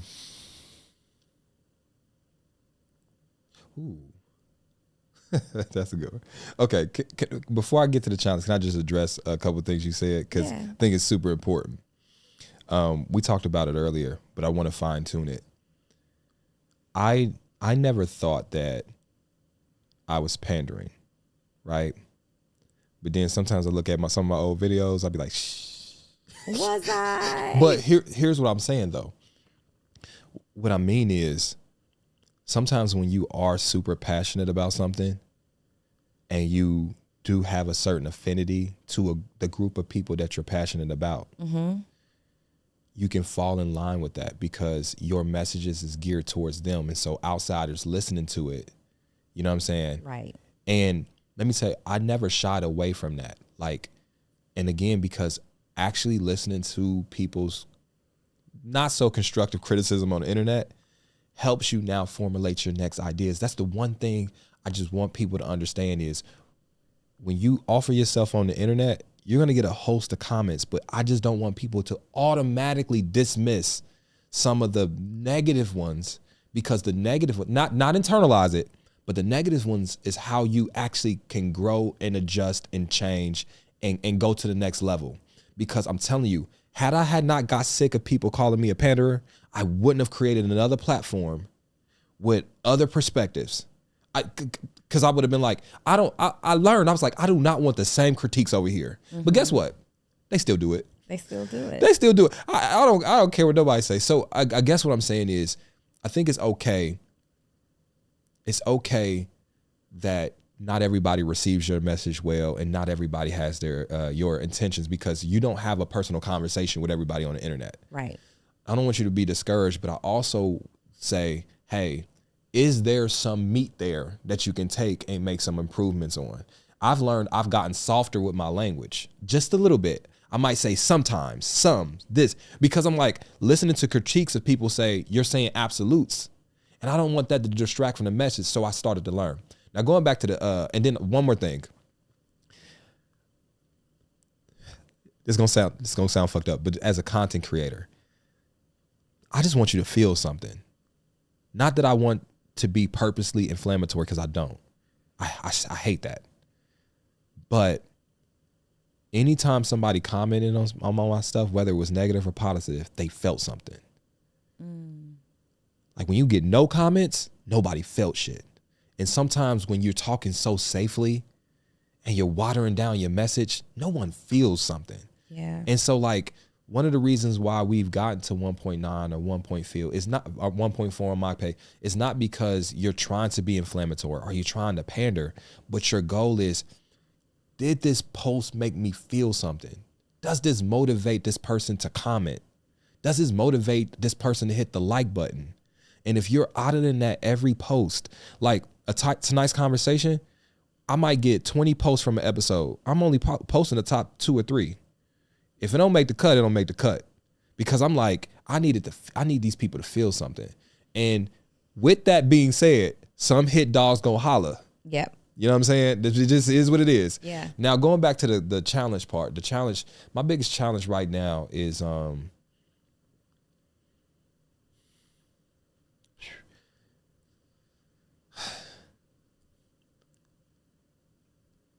it's figuring out another puzzle, probably. And it's fighting that, like that urge to find another puzzle.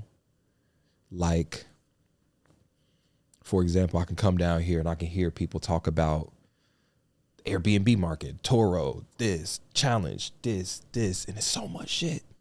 And it's new, it's shiny, it's exciting. You can make money and it's like, the struggle is, let me just look at the puzzle I completed and let me figure out how to get the most out of the puzzle I've already done. Mm-hmm. And I think my biggest challenge is not getting distracted because I'm so easily going to the next challenge and this, that, and other. So that's one of the biggest challenges. But my internal challenges that I'm dealing with right now, though, is being better with the relationships that I have. The issues that you may see in our friendship or even that we discussed on the couch presents in, all my relationships. Sometimes I've had a hard time being assertive about myself. I have a hard time like creating hard boundaries. And I gotta stop, but it hurts. Like it hurts when you, not that it hurts, but for me it does. Like, it's gonna sound soft when you think you're hurting people's feelings. And so like really getting to a place where I can still find that balance of, hey, I want you to know I do care, but right now, if me standing up for myself means I'm the bad guy, I'm gonna be that. And I reason to myself, well, me being how I am has got me to this position, so it's obviously working. But then I say to myself, but is it really working for me if I'm the one always swallowing my tongue, if I'm you know what I'm saying? And so really right now it's just like, how do I start standing up for myself? Because honestly, I think if I started to lay a better culture for everybody around me, they'll have better enjoyment out of what we got going on, and I'll have better enjoyment. So I just got to learn, like, really, I know it sounds soft, but I just got to learn how to be really assertive in those situations because I just don't like conflict. I just don't like it. Yeah. And I give a lot because ultimately a lot of shit don't matter to me, but some of the stuff needs to start mattering because if it don't, we won't progress. We won't get to the next level, and things will continue to happen to where I'm the one writing the checks for shit I don't want to write the checks for no more. So those are some of the challenges. As we close up, you've got a lot going on. What's next for Ace Metaphor? Tonight's conversation, all the things. So right now we got a tour coming up. Tonight's conversation, live and more uncut. I was really proud of that name because it's the same name, but it signals to people that it's live and more uncut. I was really proud of that. Because it was live and uncut, but now it's live and more uncut. Yeah. I like what you did there. It's like we can't think of a name, so we're gonna make it liver and more. Same uncut. Beast, different animal. Period. All right. So we got that coming up. I did 12 cities because I got so much film that I didn't need to do 30. So I just did the 12. I'm excited about that, but I'm also excited about living a little bit. So my goal is to go into each city, 3 days early and stay a couple of days afterwards. Yeah. Because I just want to, it sucks to be out, went around the country 4-5 times and ain't lived in none of those cities yet. Like, what I mean is, actually experienced, Chicago, I experienced Chicago, but experienced, Chicago, experienced New York, experienced, Miami. I haven't been able to do that. Most of it's been, it's 48 hours, maybe. So really get the culture, get the feel. I want to balance work life. My goal is how can I be as productive doing shit like that as being at home? Now, I know there's going to be a challenge, but that's my goal. But then for tonight's conversation, just continuing to be dope. Massaging our relationships, figuring out how to go to the next level, but how to impact more people is the most important thing. Yeah. How to impact more people as far as I want content creators that's dope to really get a chance to come on and do their thing, because we've been really closing it.